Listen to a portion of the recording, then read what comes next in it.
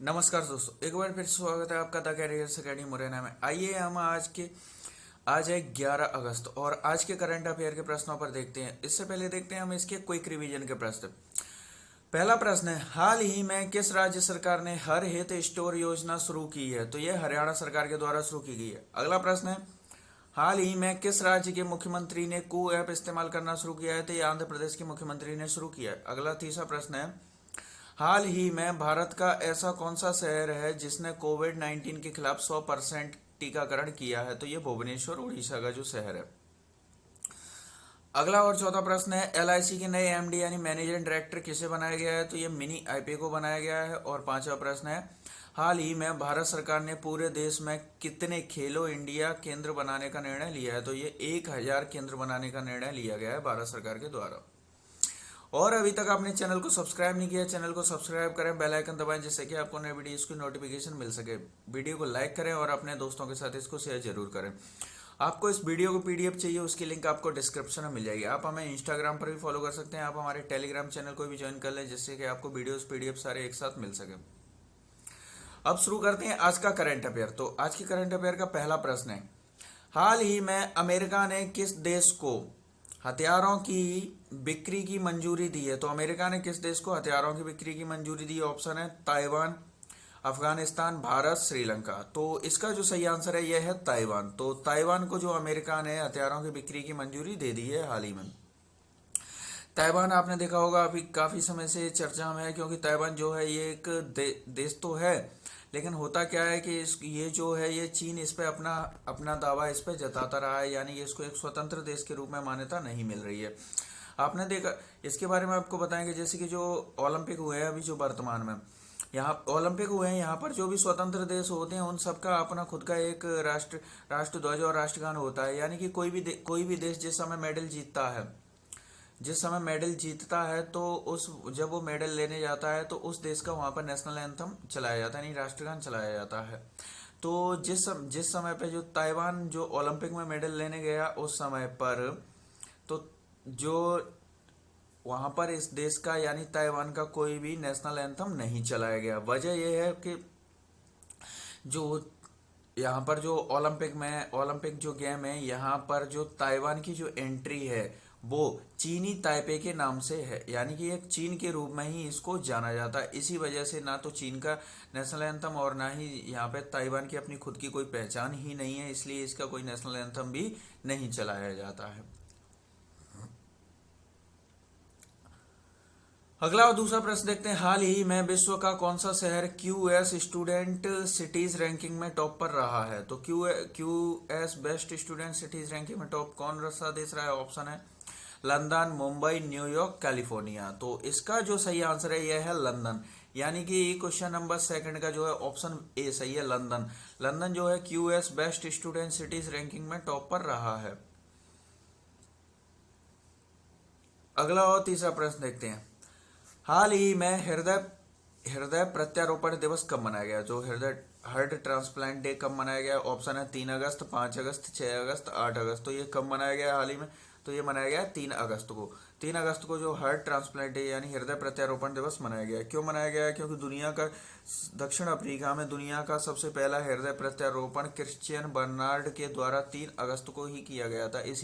इसीलिए उस दिन को हम हृदय प्रत्यारोपण दिवस के रूप में मनाते हैं।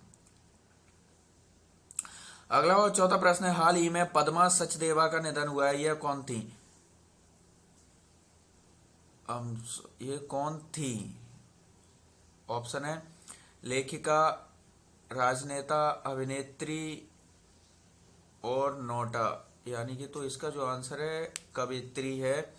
सॉरी, इसका जो आंसर है ये क्वेश्चन के यहाँ पर ही लिख गया है कवित्री। तो ये कौन थी? पद्मा सचदेवा का जो निधन हो गया ये कवित्री थी। अगला और पांचवा प्रश्न देखते हैं, हाल ही में आईएमएफ ने गरीब देशों को कोविड-19 से निपटने के लिए कितने अरब डॉलर का फंड मंजूर किया है? तो आईएमएफ ने कितने अरब डॉलर का जो फंड है ये मंजूर कर दिया है कोविड-19 से निपटने के लिए? तो ऑप्शन है इसके 600 अरब डॉलर, 650 अरब डॉलर, 500 अरब डॉलर, 1000 अरब डॉलर। तो ये जो फंड कितने का मंजूर हुआ है, इसका जो सही आंसर है 650 अरब डॉलर का जो है फंड आईएमएफ के द्वारा मंजूर कर दिए गए। अब ये आईएमएफ क्या है? आईएमएफ का फुल फॉर्म है सबसे पहले तो इंडिया इंटरनेशनल मॉनेटरी फंड, यानी कि अंतरराष्ट्रीय मुद्रा मुद्रा कोष। इसका जो मुख्यालय है ये वॉशिंगटन डीसी यानी अमेरिका में स्थित है। इसमें कुल सदस्य देशों की बात की जाए तो इसमें कुल सदस्य देश जो है 189 है। आईएमएफ और वर्ल्ड बैंक यानी विश्व बैंक डब्ल्यूई, ये दोनों ही एक संस्था के रूप में कार्य करती हैं। जो भी देश अगर आईएमएफ का सदस्य बनना चाहता है तो उसको वर्ल्ड बैंक का भी सदस्य बनना पड़ेगा। यदि कोई भी व्यक्ति ने आईएमएफ की सदस्यता ग्रहण की है तो वो विश्व बैंक की सदस्यता उसको अपने आप ही मिल जाएगी, और यदि कोई बैंक आईएमएफ की सदस्यता त्यागता है तो उसकी वर्ल्ड बैंक की भी सदस्यता अपने आप ही चली जाएगी। तो जो आईएमएफ ने कोविड-19 से निपटने के लिए 650 अरब डॉलर का जो फंड जो है मंजूर कर दिया है गरीब देशों के लिए। अगला और छठवां प्रश्न है, राष्ट्रीय महिला आयोग की अध्यक्ष कौन बनी है? तो राष्ट्रीय महिला आयोग की जो अध्यक्ष कौन बनी? ऑप्शन है रेखा शर्मा, स्मृति ईरानी, मेनका गांधी, इनमें से कोई नहीं। तो इसका जो सही आंसर ये है रेखा शर्मा। रेखा शर्मा जो है ये राष्ट्रीय महिला आयोग की अध्यक्ष बनाई गई हैं। रेखा शर्मा को पुनः दूसरे कार्यकाल के लिए नियुक्त किया गया है, यानी कि ये पहले भी राष्ट्रीय महिला आयोग की अध्यक्ष वो रेखा शर्मा ही थी, और इनको दोबारा से पुनः इनको राष्ट्रीय महिला आयोग की अध्यक्ष चुन लिया गया, यानी 1 साल के लिए इनका और कार्यकाल बढ़ा दिया गया। यहाँ पे इनको दोबारा से चुना गया, कार्यकाल नहीं, दूसरे कार्यकाल के लिए ही इनको चुन लिया गया। अगला और 7वां प्रश्न देखते हैं, हाल ही में आईबीएम कहाँ सॉफ्टवेयर लैब स्थापित करेगा? जो आईबीएम ये सॉफ्टवेयर लैब ये कहाँ स्थापित करेगा? ऑप्शन है केरल, कर्नाटक, तमिलनाडु, आंध्र प्रदेश। तो ये कहाँ करेगा? तो इसका जो सही आंसर है केरल, यानी कि आईबीएम जो है सॉफ्टवेयर लैब केरल में स्थापित करेगा। तो केरल में स्थापित करेगा, तो केरल की बात हो रही है तो केरल के बारे में थोड़ा सा देखते हैं। जो केरल की जो राजधानी है यह तिरुवनंतपुरम है।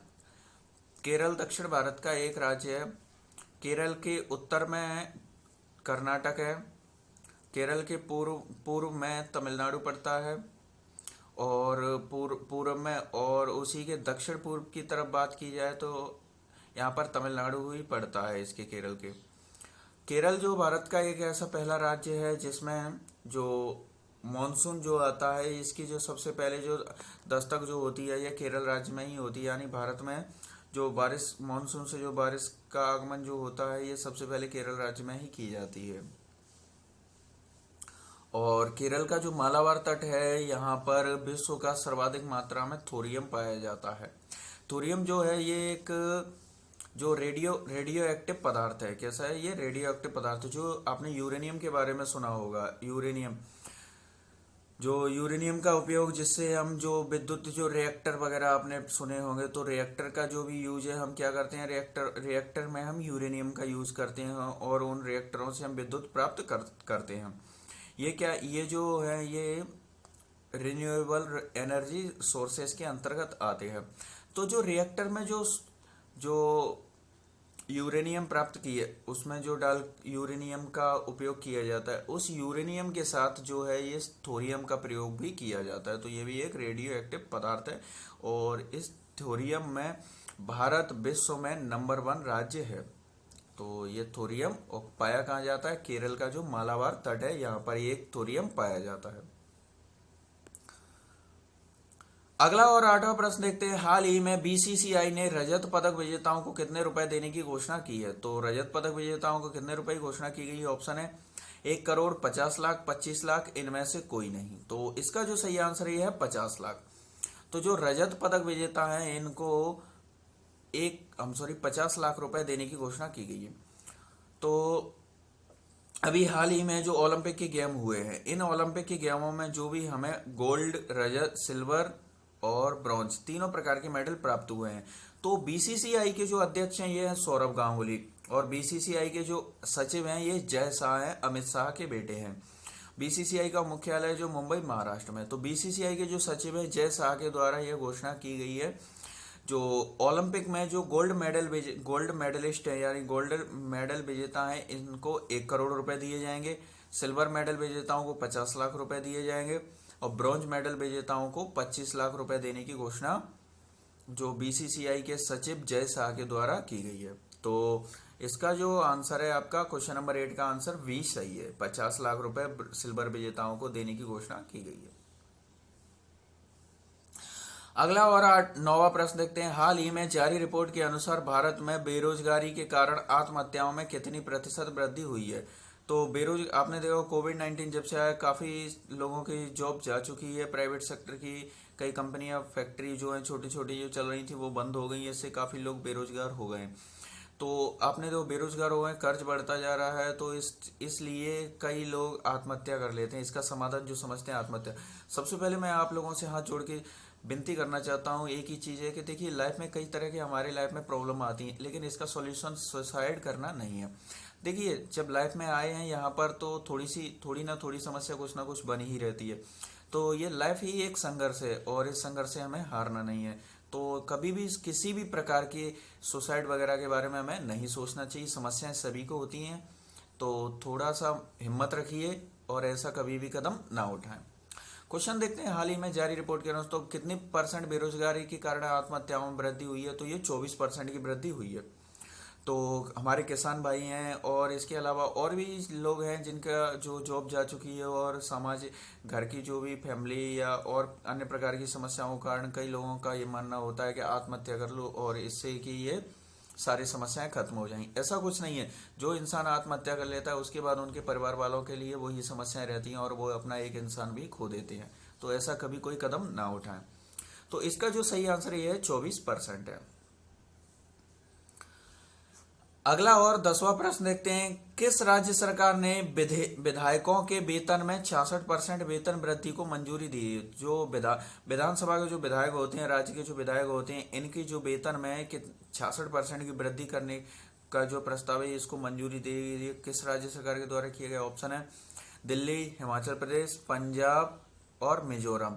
तो यह किस राज्य सरकार के द्वारा शुरू किया गया है? तो यह शुरू किया गया है दिल्ली राज्य सरकार के द्वारा। जो तो यानी कि क्वेश्चन नंबर 10 का ऑप्शन ए सही है, दिल्ली सरकार के द्वारा यह विधेयक पारित कर दिया गया है जिसमें विधायकों के वेतन में 66% की वृद्धि की जाएगी। दिल्ली की बात हो रही है तो दिल्ली के बारे में आपको बता दें कि दिल्ली एक केंद्र शासित प्रदेश है और भारत का दिल्ली एक ऐसा केंद्र शासित प्रदेश है कि जिसमें जो है ये केंद्र शासित प्रदेश है, इसके साथ ही साथ इसमें विधानसभा भी है। भारत के ऐसे 3 केंद्र शासित प्रदेश हैं जिनमें जो केंद्र शासित प्रदेश हैं लेकिन उनमें विधानसभाएं हैं। तो इन तीनों में पहला है दिल्ली, दूसरा जो है पुदुचेरी है और जो तीसरा बन गया है जो जम्मू कश्मीर है। जो जम्मू कश्मीर ये भी एक केंद्र शासित प्रदेश बना दिया गया है और यहाँ पर विधानसभा का भी गठन किया गया है। लेकिन यहाँ पे वर्तमान में अभी कोई विधानसभा नहीं है क्योंकि अभी इसका राज्य का गठन हुआ है। अभी इसमें कोई परिसीमन आयोग नहीं बना है जम्मू कश्मीर में। तो यहाँ पर अभी फिलहाल में कोई विधानसभा यानी कि कोई मुख्यमंत्री नहीं है। तो यहाँ पर अभी जो भी शासन चल रहा है ये उपराज्यपाल के माध्यम से चल रहा है। और दिल्ली में अभी हाल ही में आपने देखा होगा कुछ समय पहले एक विधेयक पारित किया गया था। तो इस विधेयक के तहत जो है यहाँ दिल्ली की जो संपूर्ण शक्तियां हैं ये उपराज्यपाल जो है दिल्ली के उपराज्यपाल में निहित कर दी गई है। यानी कि दिल्ली सरकार यदि कोई भी विधेयक या किसी भी प्रकार का कोई भी फैसला लेना चाहेगी तो उससे पहले सरकार को राज्यपाल की अनुमति लेना आवश्यक होगा। यही है इस विधेयक का नियम है। अब आपके लिए कल का प्रश्न था आपका, हाल ही में भारत के विदेश मंत्री एस जयशंकर जो है किस देश की 2 दिवसीय यात्रा से लौटे हैं? तो ये ईरान की 2 दिवसीय यात्रा से लौटकर वापस आए हैं। अब आपके लिए आज का प्रश्न है, हाल ही में भारत सरकार ने किस देश को 30 एम्बुलेंस भेंट में दी हैं? तो इसके जो ऑप्शन है, जैसे कि एक ऑप्शन यहीं पे लिख गया है इसका, जो नेपाल, भूटान, बांग्लादेश, श्रीलंका और इनमें से कोई नहीं यानी कि नोटा जो है। तो 30 एम्बुलेंस भेंट में किस देश को दी है भारत के द्वारा? आपका जो भी सही आंसर हो उसे आप कमेंट बॉक्स में लिखिए और क्वेश्चन के बारे में आपको जितनी जानकारी हुआ करे आप सारी उतना डिटेल में लिखा कीजिए, क्योंकि जो चीज़ हम लिखते हैं उसे हमें काफ़ी लंबे समय तक याद रख सकते हैं। तो वीडियो को लाइक, शेयर एंड सब्सक्राइब जरूर करें।